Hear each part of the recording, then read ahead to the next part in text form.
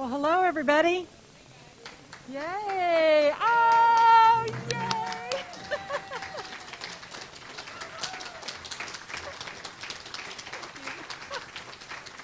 Oh, goodness. Okay. Can this be a handkerchief, too? Thank you so much. That was touching. Well, we're back. We are so glad to be here. So glad to be here. It's been an interesting time. We will have stories to tell for years to come. But to see all of you back in this room again, it's just wonderful. I want to start off with a happy occasion. We're not going to sing, but we all are going to say happy birthday to Lori. So happy birthday, Lori! I know we're a day ahead, but that's okay. You have a birthday celebration starting today. We are going to start out with introducing our guests. I believe that we have one in the room here. I'm going to give the microphone to Happy, and she's going to... There you go.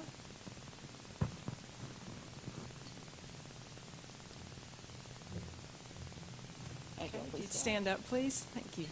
I'm really thrilled to introduce Major Todd Hawks with the Salvation Army.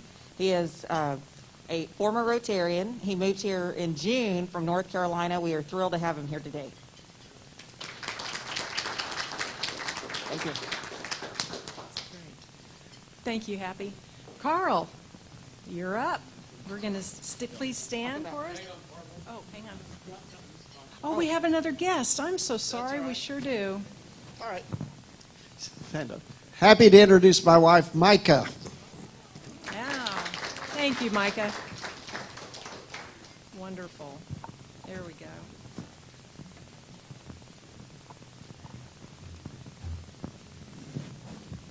Well, it truly is great to see everyone. My gosh.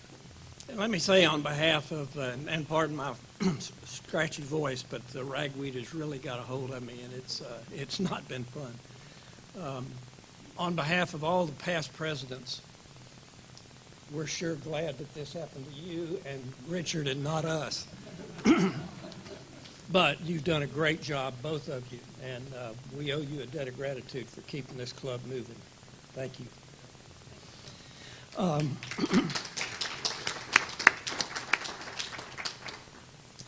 It's been a long time since we've been together, and I wanted to lift up a couple of our older members.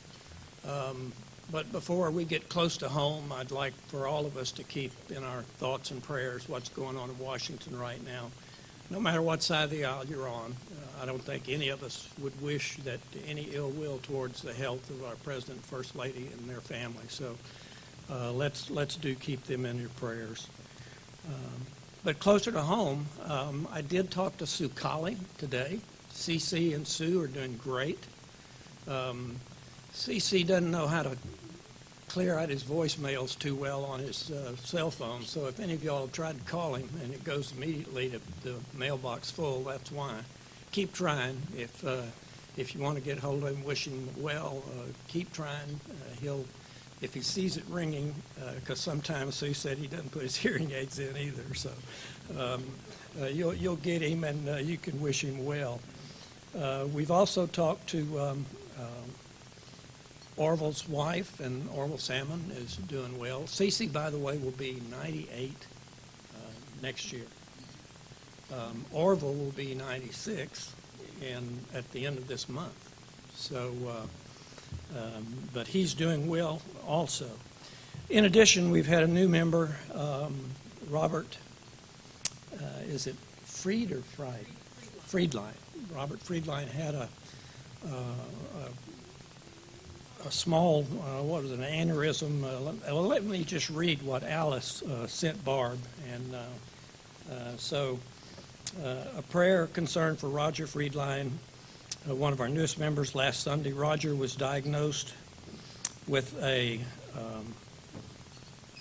subdural hematoma and had emergency surgery on Monday. He's doing well, recovering very well, should be home today. but keep Roger and Allison in your prayers as he recovers. So, does anyone else have any joys or concerns that you'd like to share with the club as we move forward? If not, then...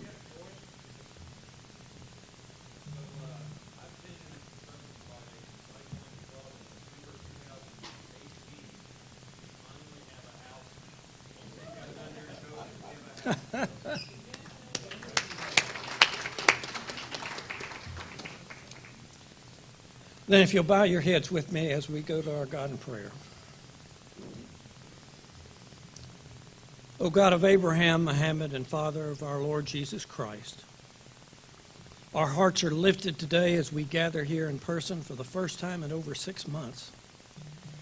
Thank you for your protection of those of us here, and continue to watch over each of us as we do the work of Rotary.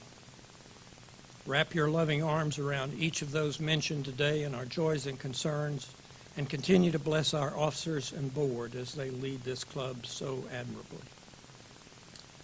While we have much to be thankful for, our hearts are heavy as we mourn the tragic loss of property and life in the fires in California, the losses due to protests and unrest in many of our cities, and the over 200,000 people who have lost their battle with COVID since the pandemic began. With so much tragedy in the world, let us never forget that we can ultimately trust in your love for us and in your good grace. These are tragic and uncertain times for many of us. Give us strength to do good in the world and to uphold the ideals of Rotary. Give us courage to face this uncertain future with confidence, knowing that you are guiding us to do your will. For we are your servants trying to make this country and all the world a better place for all mankind.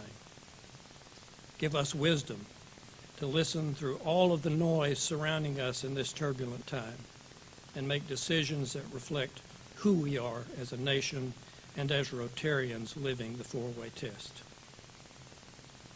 We ask that you be with each of us as we go about our daily lives. Bless this food for the nourishment of our bodies and justified service. For in your great name we pray. Amen. And now if you'd stand, recite the pledge with me, and then Mark's going to play the national anthem. We're going to refrain from singing for a number of months yet, for obvious reasons, but at least join me in the pledge, and then remain standing and face the flag as Mark plays the anthem. I pledge allegiance to the flag of the United States of America and to the republic for which it stands, one nation under God, indivisible, with liberty and justice for all.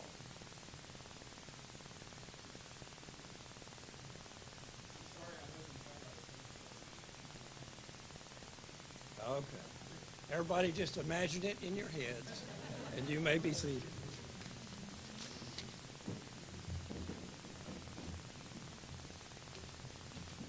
Well, thank you, Karl. That was beautiful. Very, very well said. Well, I just realized as I was standing over there that I forgot to ring the bell. There we go. Now we're official. We've got Happy up next. She's going to tell us about our Marketplace Advertiser. Following Happy, Karl Marmillion will be up to talk to us about the RCPC Foundation.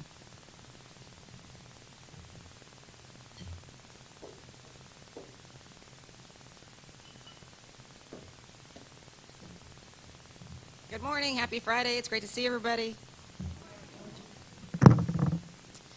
Today's PCR Marketplace Advertiser is Chris Clausen. Chris Clausen is the owner and administrator of CNC Homecare. CNC Homecare was founded in 1994. They provide licensed home care support for those that need assistance with activities of daily living. Activities of daily living include eating, bathing, getting dressed, toileting, transferring incontinence. Whether your loved one is at home, in the hospital, or in a retirement community, CNC provides care for anyone in need of assistance in maintaining an independent lifestyle. Their clients have a wide age range since not everyone who needs care is older. CNC's caregivers will travel with their clients all over the world. CNC is located here in Dallas, and Chris has been involved in geriatric care case management for 26 years. His company answers the phone live 24 hours a day, 7 days a week. They do not use a third-party answering service. CNC has helped some of the most affluent and prestigious families in DFW. Chris Clausen has been a member of this club since 1995. He is a multiple Paul Harris Fellow, multiple Frank Monroe Fellow, and he received the Club Service Award in 2012. If you or a loved one needs support with their activities of daily living, I encourage you to give Chris a call. He is truly the expert with everything from guardianship, care for veterans, long-term care, and elder care in general. Thank you, Chris Clausen, for being so passionate about elder care and for everything you do for the club. We appreciate you being a PCR Marketplace advertiser.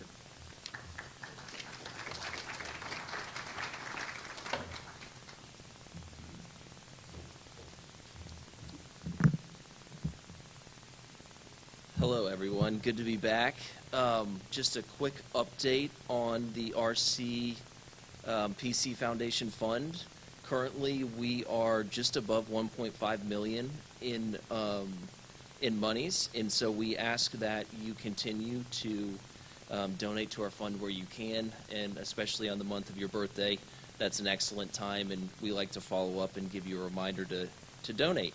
The other option is the Bonton Clinic Fund, and that is at $111,663. So we're doing great. We just need to continue, and please remember to donate on your birthday. You can do that online, or you can mail checks payable to the RCPC Foundation Fund. The goal for Bonton Clinic is $150,000. Yes. So we're in good shape, but just please continue to donate where you can. Thank you.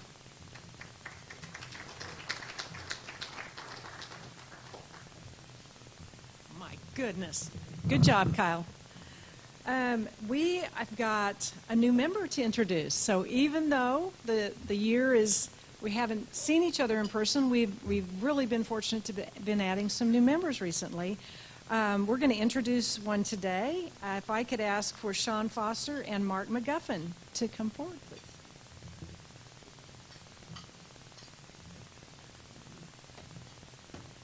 Thank you, Barbara. Our guest today has a strong work ethic. He's got expertise in commercial insurance, and he also has a beautiful wife and 2 daughters. And he also has a great sense of humor and a heart for service. I've literally seen him in action serving others, and also with his time and his money. So, Mark, we're so glad to have you. Welcome, Mark, today, and we're going to present him with this manual of all things you need to know about RCPC. We're going to stand together here. You've got a red badge. You'll be wearing that until there's about 4 or 5 steps to accomplish, and then you'll get a new permanent badge.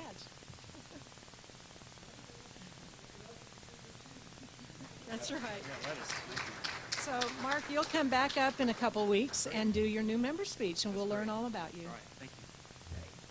Going to make a great Rotarian. Happy to have you. Holly is here today. She's a relatively new member who jumped right in along with Zach Davis and our teammates working on PCR Connect. So Holly's going to tell us a little bit about what fun we had in September and what fun we're going to have in October. So I hope you can all join us one way or the other, either in person at Maggiano's on the 15th of October from 5 to 7. We have a special room downstairs just off of the bar, and we have fantastic priced happy hour specials to eat. So please join us, and if you can't come in person on that night, Zach has a really fun program on Zoom, and he always has some get-to-know-you games to do on his Zoom version of the PCR Connect. So it's a great way to network and get to know your fellow members, and we have a lot of fun. So join us for a cocktail either in person or on Zoom. That's the 15th of October, 5 to 7. Thanks. That's great. Thank you, Holly. She and Zach are doing such a great job. It's good to know that even though we haven't been in the same room together, we continue to do what we were made to do, which is to serve others and also to continue our fellowship. So that's been great.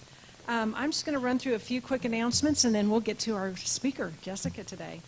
Just a reminder that the reservation that you made for today, you'll need to do that each week. So those are due.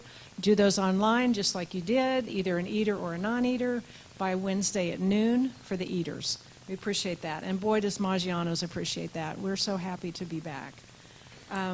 Ty has really gone above and beyond for us in keeping the price the same, and eating a nice plated dinner or plated lunch. So working with spacing the tables.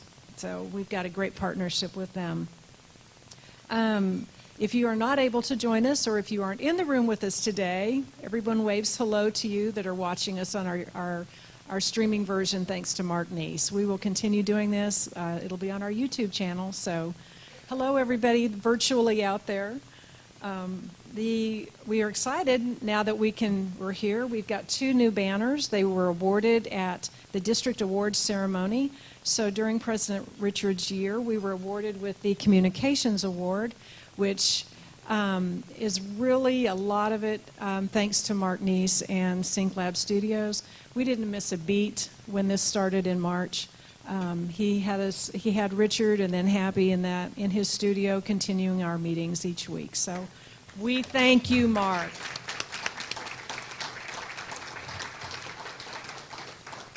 And the other banner is the Bulletin Excellence Award, and we all know and love Betty Dawson. This is the one Friday she had continuing ed, so she couldn't be here today, but she will be watching and be able to produce the hub again next week, as she does every week. And certainly the word excellence and Betty go side by side. She does a marvelous job for the club week after week. The next thing is we've got a tour coming up of the wetlands. We heard from him as a speaker a couple of weeks ago. The information, let's see. I do know it's Saturday morning, October 17th, and you can sign up online. Outside, beautiful fall day, lots of social distancing, and maybe we'll see an eagle. So that's going to be a wonderful event. Also, congratulations to past President Richard Stanford. Due to his leadership, the club was also awarded the President Citation Award. So congratulations to Richard and his work on that. There's a list of about maybe 24 things that he keeps track of and what the club tries to do during the course of the year, and he did it. Check, check. Speaking of checks, the centerpieces, if anyone would like to take one home, they're $10.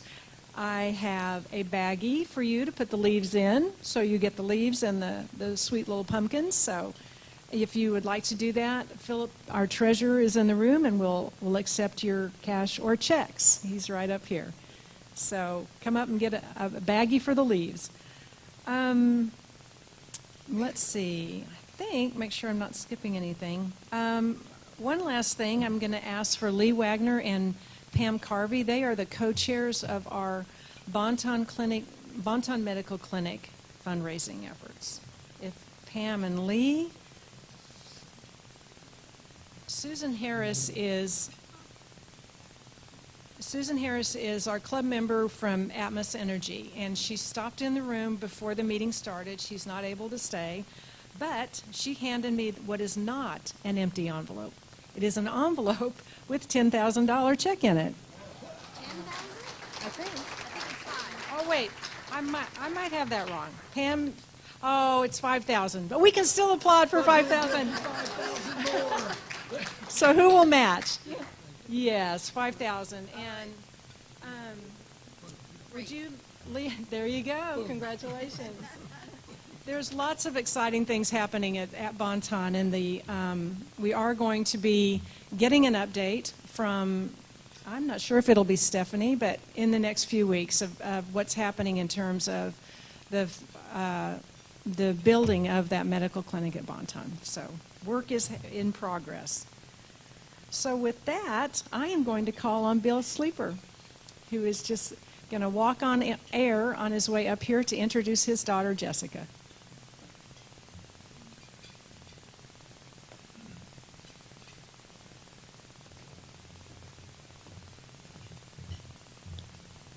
Thank you, Barb. Yeah, I'm really excited to get to introduce my daughter as our speaker today. I knew she would be a good speaker for our Rotary Club, and I approached her at St. Paul Hospital when she was in the neonatal unit. She replied a robust, "Wah," which I took to be a yes, she would speak to us. Anyway, delighted to have her. When I heard that we weren't going to sing, I got to tell you, one great privilege in life is to invite your adult child to your Rotary meeting 30 years ago, and we would sing some of the, no kidding, corniest songs you have ever heard. Anyway, after the meeting, my daughter said, "You know, that was a good Rotary meeting, but that singing is really weird." Jessica was a ballerina at a very early age, 6, I think, and somehow she morphed into the business and professional world as a computer security specialist, and now she's a a C-level office at her company. I'm very proud of her. I think she's got a topic that affects us all because we all use computers and we're all subject to being hacked or destroyed in some way or another with computers. She works for Elevate Credit Incorporated, which is a Addison-based company in the financing business, and she joined that company in the middle of the COVID pandemic. So changing companies at that time is kind of a dicey proposition, but she was able to pull it off. Well, she's uniquely qualified. Would you please welcome my daughter, Jessica Nemmers.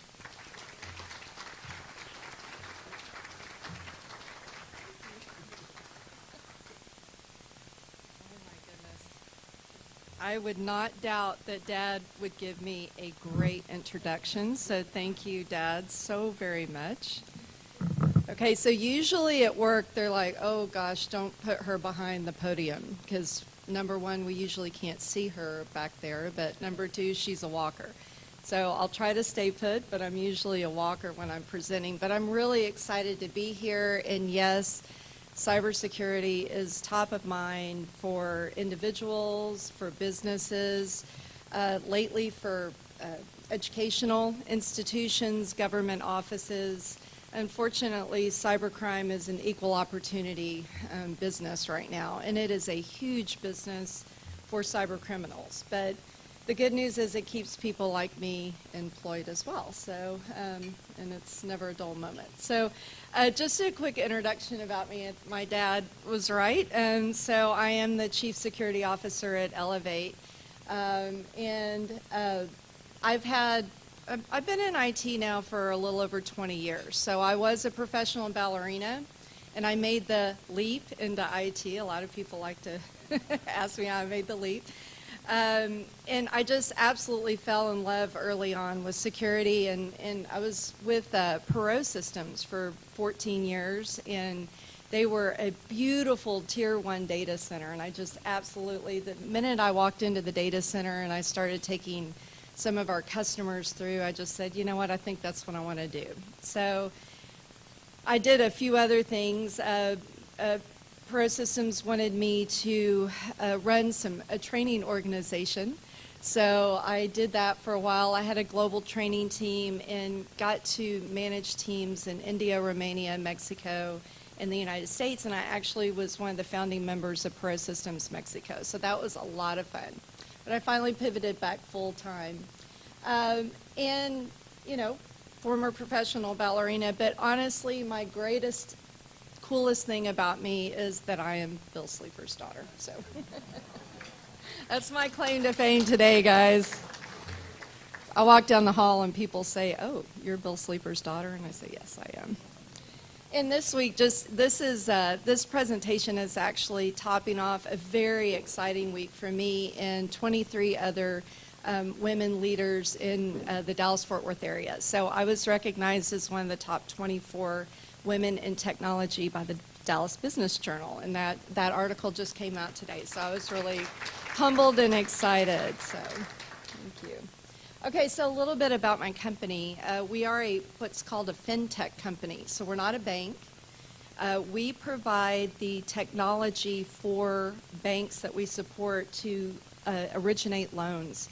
And our market is the non-prime market. There's over 160 million Americans that need access to credit that have no credit score or one under 700. So our mission is to allow them alternative opportunities than those expensive payday loans. Payday loans are geared to up to 400% APR on a loan. And then there's fees and other things, and they're not very transparent. So we want to offer responsible lending options to the millions of Americans who need it most. So I'm very proud to be at Elevate. I came from Commercial Metals Company. It's a steel manufacturing company based in Irving. I was there for 10 and a half years, and I made this move during COVID. I hear I have an office. I have not seen it yet. I did finally get together with my organization outside at a happy hour so I could see them in 3D, and that was really great because it's been a challenge assuming an organization and a security program all from home. But we're getting through it, and I'm just thrilled to be here in person. All right, so let's get into it. So I did this security by numbers here. And these are some statistics I wanted to start out with. So 2,024 times a day. That's how many security incidents that we are seeing. $3.92 million. What do you think that one is? 3.92 million. Average loss, that's very close, thank you. It is the average amount that a company will incur in cost to a cyber-related incident. 3.9, just one. One ransomware attack, one security breach. It's holistic because you've got to, it's not just about, and I'll talk about ransomware in just a moment, it's not just about making the payment to get your files back. It's all the cleanup that has to be done in the loss of revenue and in your downtime. $3.92 million. 11 months. That is the average time that it takes for a company to find out that someone is in their network. It's called low and slow. So cyber criminals do not like to be noisy. They don't like to announce that they're in. They announce that they're leaving. And that's usually your sign is when people start getting pop-ups, people can't get to files, systems are going down, or data is being leaked. They've been in there for about a year. So that's why it's so, so crucial to have a strong security program at every company. I'll talk about that in just a moment.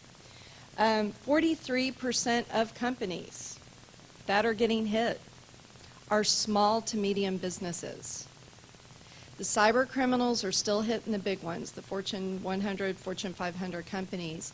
But like I said, it's an equal opportunity. So for all of you that are small to medium business owners, you're just as susceptible. And it scares me as a chief security officer to think, a lot of people say, well, we can't afford a security officer on hand. We can't afford a security team. But one ransom hit could be the end of your company, because it's so costly. And again, we've seen, even city governments and recently a couple of universities that were hit too. Cybercrime is projected to cost $6 trillion by next year worldwide. $6 trillion. We are one of the most targeted countries, but we're also one of the biggest. We have a lot of money. We have a lot of companies based here in the United States. For a nation state or a hacking group somewhere in Eastern Europe, one hit to a company here is an annual salary to them. So that's why we're hit. And nowadays, it's not as targeted as people think. They cast a very wide net, and someone at some point is going to click. And you as individuals, that could be the same thing too. So I've heard of a lot of individuals losing all the personal files and things like that also to phishing and cybercrime. So as business owners and those in business, your two main areas that you're most likely going to experience if it's cyber related is a ransomware attack or a data breach.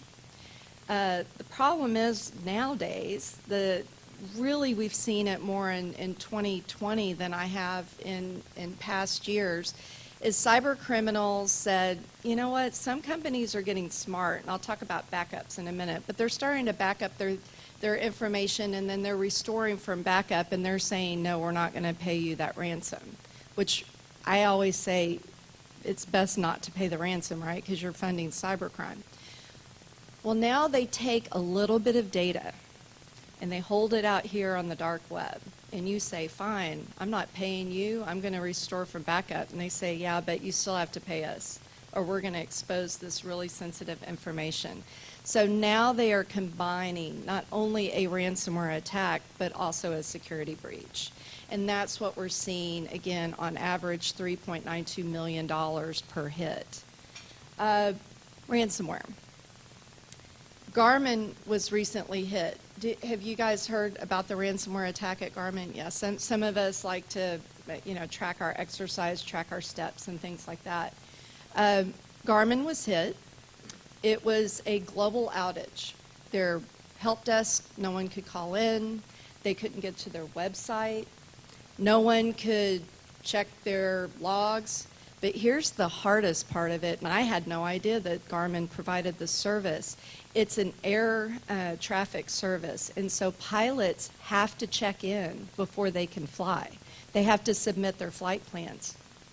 There were many airlines, smaller airlines, private airlines that weren't allowed to take off because they couldn't submit their flight plans because Garmin was down.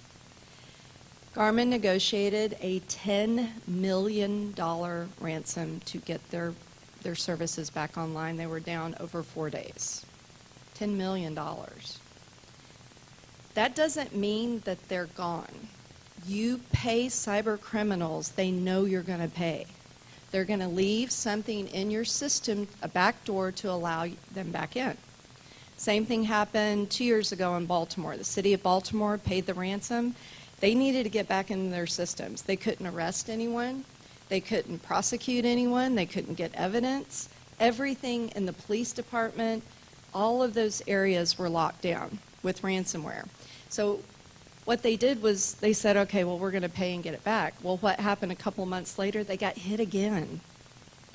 So in the city of Atlanta in 2017, $39 million in cleanup for the city of Atlanta. So what is ransomware? Ransomware is a malicious software that encrypts files, systems, your computer, basically leaving your company and its assets dead in the water. I mean, you're out of luck unless you can get the decryption key, and that's what you're paying for. Now, cyber criminals, last we checked, are not the most moral folks on earth, so they don't always give you the key, even if you paid. Doesn't mean they're going to give you the key, and if they do give you the key, they'll say nice doing business with you, and they may come back. Small businesses, medium businesses, this is really tough. There was a small government city in Alabama that actually negotiated, this was on 60 Minutes a couple of years ago, negotiated their ransom down. Because they said, hey, we're this little old town in Alabama, we can't afford that. So they negotiated to get their services back online. Over 90% of ransomware is delivered through email. So that's what is very important. Everybody keeps saying, how are these big companies getting hit? I mean, don't they have firewalls and things like that? Yes, they absolutely do. They've got firewalls, they've got security teams, they've got everything that they need to be doing. But the problem is, just like this Delbert cartoon, they're getting smarter. They're no longer some prince from Nigeria offering you millions of dollars. These emails are designed to look like they're from the CEO, they're from the CFO, they're from a coworker, they're from a vendor. And the worst is, and this is something that I fought in my past company a lot because we dealt with so many vendors, is these small vendors were getting hacked.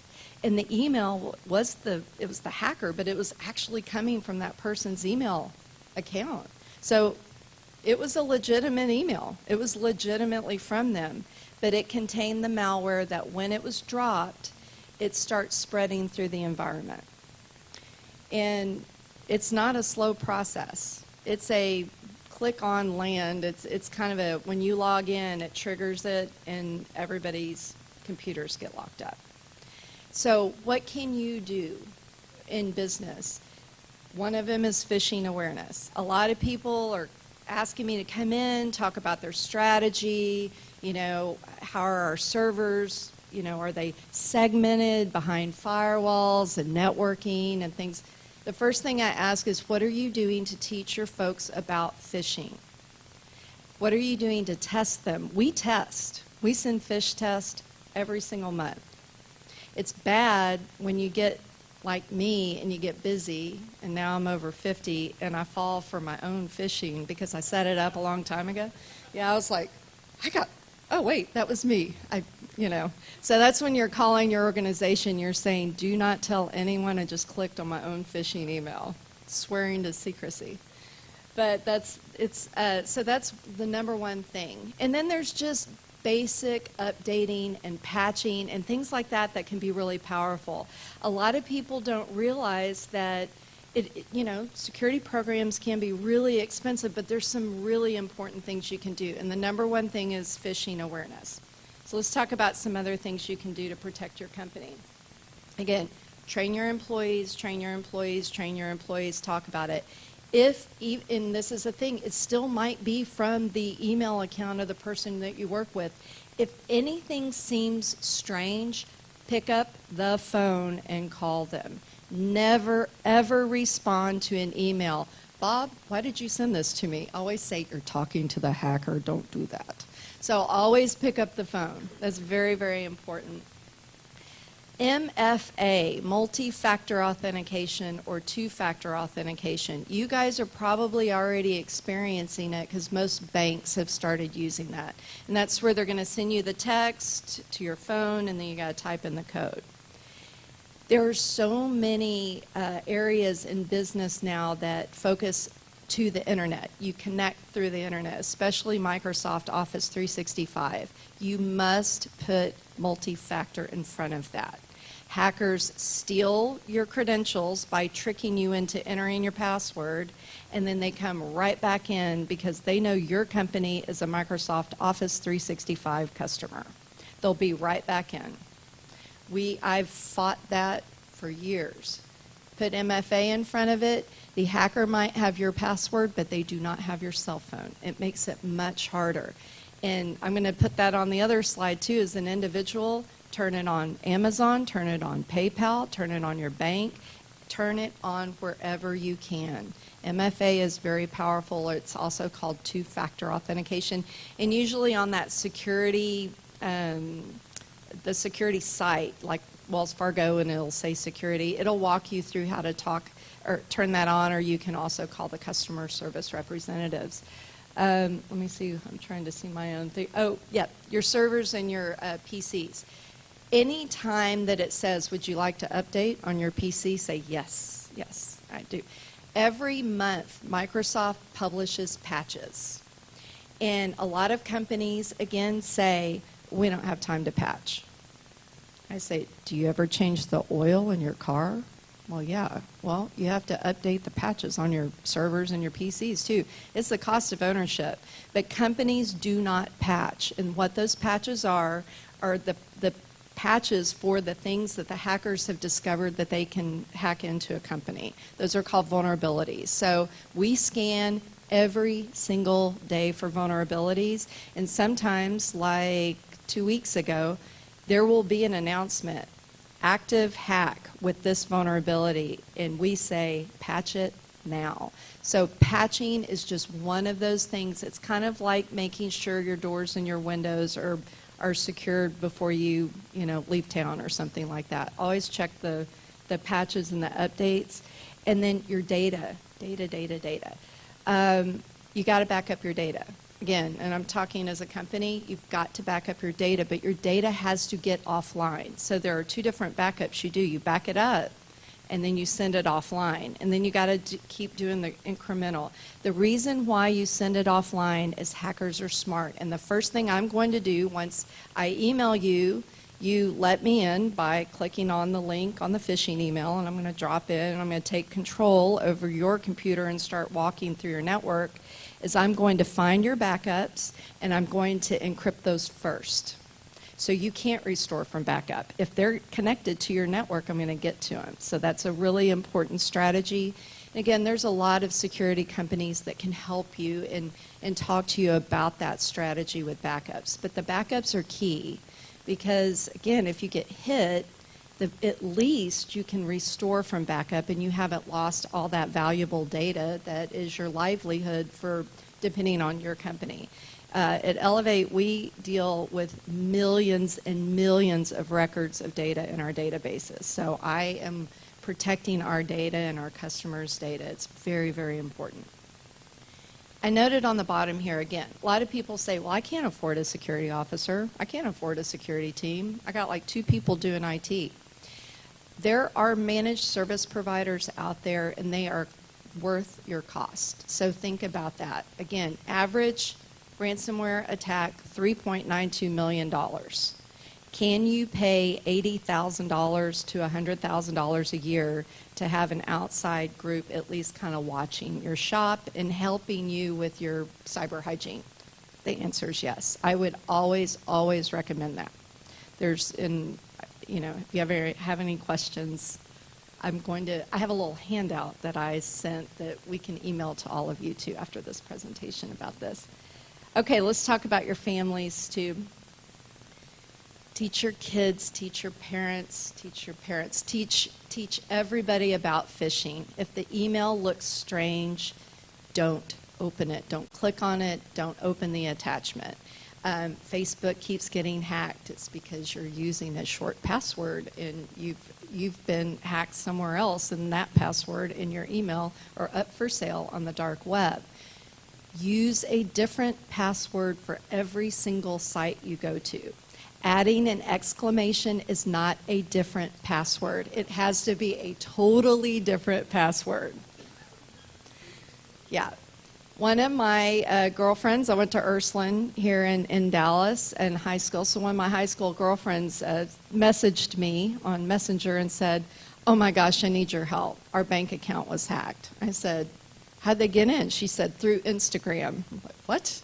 So I said, let me guess, you used the same password for Instagram as you did for your bank account. No, I didn't. Yes, you did. But that's okay. So they're working on that, but that was a lot of money left. How can you remember all these passwords? Get a password manager, and there are several out there that are fantastic. You only have to remember one master password. Once you're in the vault, then all of your passwords are in there, but it's very, very important. I can't remember any of my passwords. I have to have my password manager. And there are a lot of people who are going to get me and they'll get mad at me if I'm saying this, and I know I'm saying this on the internet too, but that's okay. If you don't leave the house much, especially during COVID, if you need to, just write it down and put it safely in your drawer. But a cyber criminal is going to get to an account faster than they're going to get in your home and find your password list. But you've got to use a different password, at least 14 characters. 8-character password can be guessed in seconds. There's automatic guessing algorithms these days. So that's really important too. And again, turn on MFA. Turn on that ability to text yourself and enter that code every chance you get. Okay, just a couple of things on kids. Kids on the internet is scary. Teenagers love to be famous. Their social media accounts should not be public. They want to be famous, so they are public. Please make sure with kids and grandkids that you are aware of what they're doing online and that you have access to their accounts. But for us as parents and grandparents, be very careful what you're posting on social media and make sure that your social media accounts are private. I've seen too many times where someone is posting in front of their kid's school, their kid, and they say, "Yay, Jake, he graduated from kindergarten and now he's going to first grade." Bad people can find out where Jake goes to school. They know their last name, and that could put kids at risk. So we've got to keep locking down social media to protect our kiddos. All right? And when they're gaming, I've got sons, so when they're gaming, what information do you give away to other friends in cyberspace that are gaming? None. Not where you live. Oh, I live in Carrollton. Not your address, not your real name. You've got to be very, very careful about the rules of engagement because there's too many bad guys posing as teenagers that are manipulating kids. And it's super scary out there, so that's very important. Okay, like I said, I did a handout that can be emailed out to you guys with some of these things for protecting your workplace and your home. So I will stop for just a minute and open it up for Q&A if we've got time. Yes. Oh, thank you.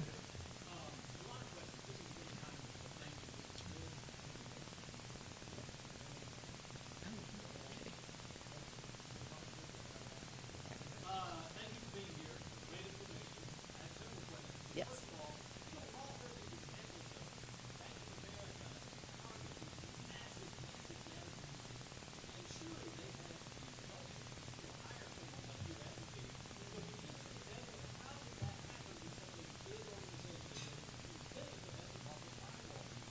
Okay.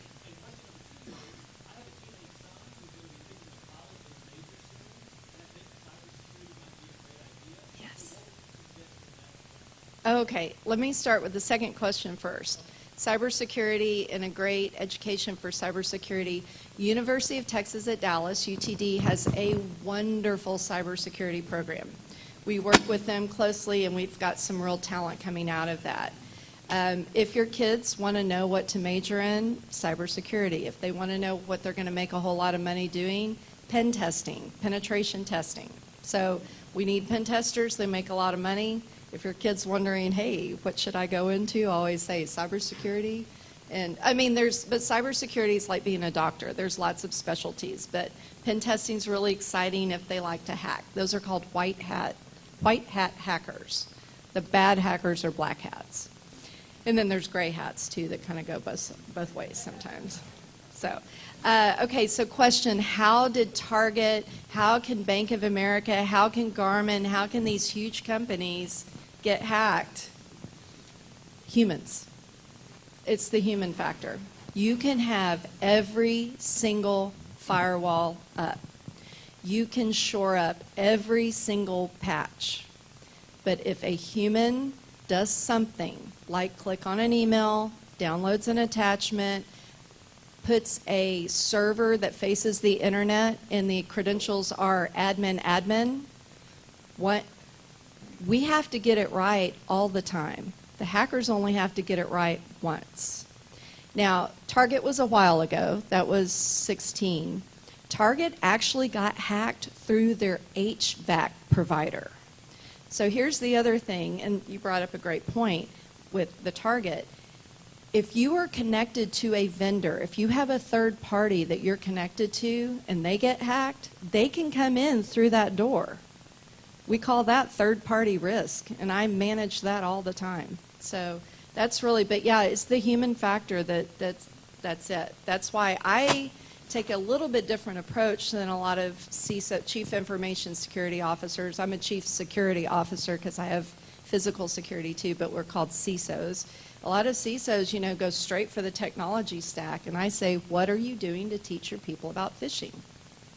Your humans are going to be your greatest strength, but also the greatest weakness. Yeah, good questions. Yes. Oh. Okay. Sorry, I'm not following the mic. What is the advantage of using a password manager versus just writing it down in a Rolodex? That's a good. Okay, so why use a password manager instead of just writing it down? I don't travel with my Rolodex, so I might need to log into some place unexpected. So my password manager stays on my phone, but I can also sit down at a computer and log into it from a browser, and my vault's there.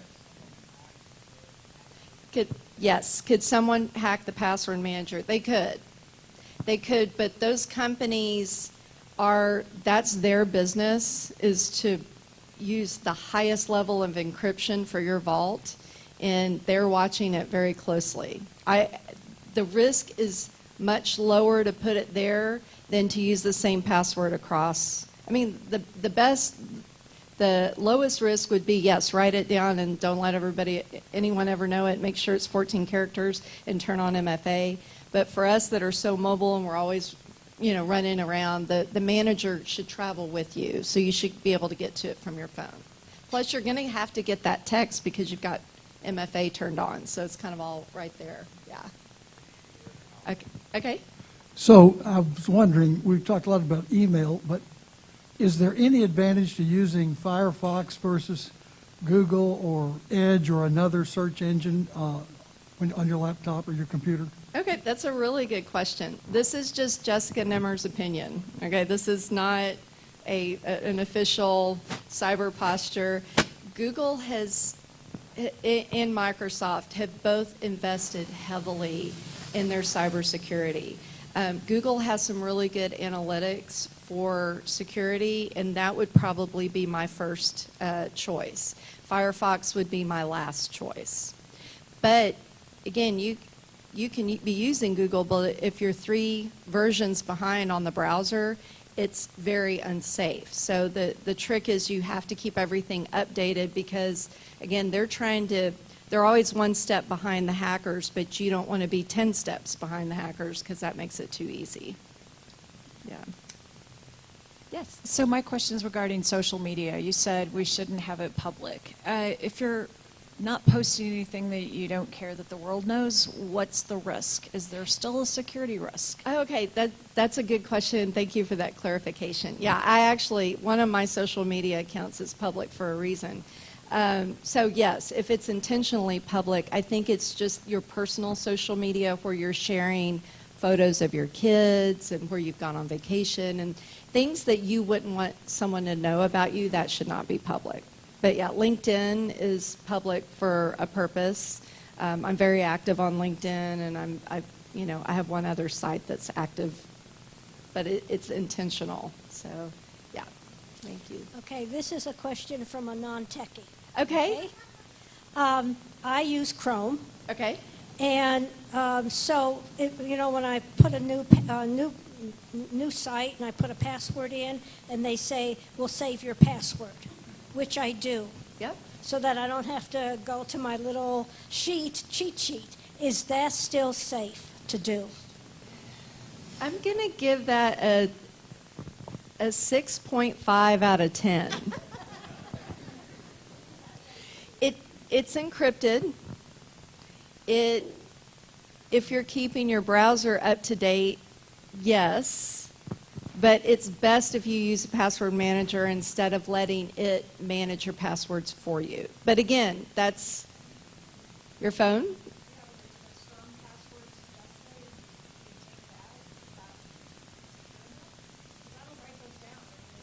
Oh, yeah. No, that's designed for a secure password, yes. Yeah, when those password managers do some big weird string, that is a strong password. Yeah, really, again, it's more length than complexity these days. So do a sentence instead of a real complex, maybe your favorite. Just, one sec, we have, yes. I have a question, since all we're talking about is how we can protect ourselves. Do these ransomware companies ever get caught? Do they get prosecuted? I mean, is there something that how we can fight back against them? Okay, that's a really good question. They very rarely do. It's hard for us because we do not have the FBI and Secret Service do not have jurisdiction outside of the United States. So there's a lot of partnering with Interpol and Europol, and we work with them in their cybersecurity for Europe and Eastern Europe, but a lot of times it's just hard to prosecute because it's outside of the United States is where the actual hacking has happened. But cyber criminals have been brought to justice. Yeah, it's just not as many as we would hope. Yes. Thanks again. You're welcome. Would it take an entire new program to comment on the dark web, and would that be a dark program? We could all wear black in a hoodie, and then I could talk about it. There is, I can just say, there is such thing. There's a dark web, and then there's a deep web. They take specific browsers to go there, and you have to know where you're going, the Internet Protocol, IP addresses. So it's not like Google. You can't Google something on the dark web. It's not all bad. A lot of journalists will use the dark web for so they don't leak their informants and things like that. But there is a lot of bad activity, and the marketplaces look like eBay, but they're selling some really bad stuff. Your credit card numbers and your social security numbers and things like that. You mentioned several times password protect programs. Do you have one or two that you recommend? I did recommend a couple of them in the sheet that'll be emailed out. Yep.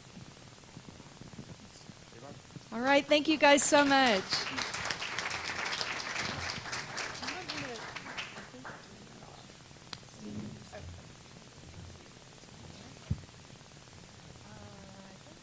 This one on? Okay, Jessica, thank you. Did a lovely job. We are going to give a book to Preston Hollow Elementary School in your honor, their library. So I know that we all feel a little bit smarter and hopefully a whole lot safer as a result of what we heard from you today. Thank you so much. Thank you. Thank you again, guys. Great.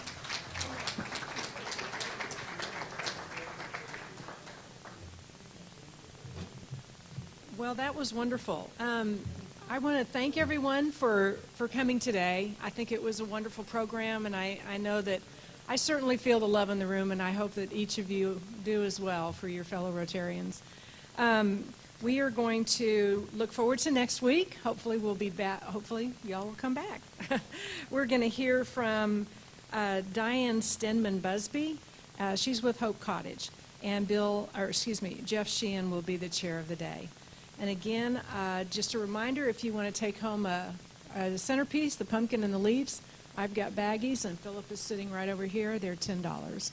So I would like BillSleeper to come back to the stage and join us in the four-way test.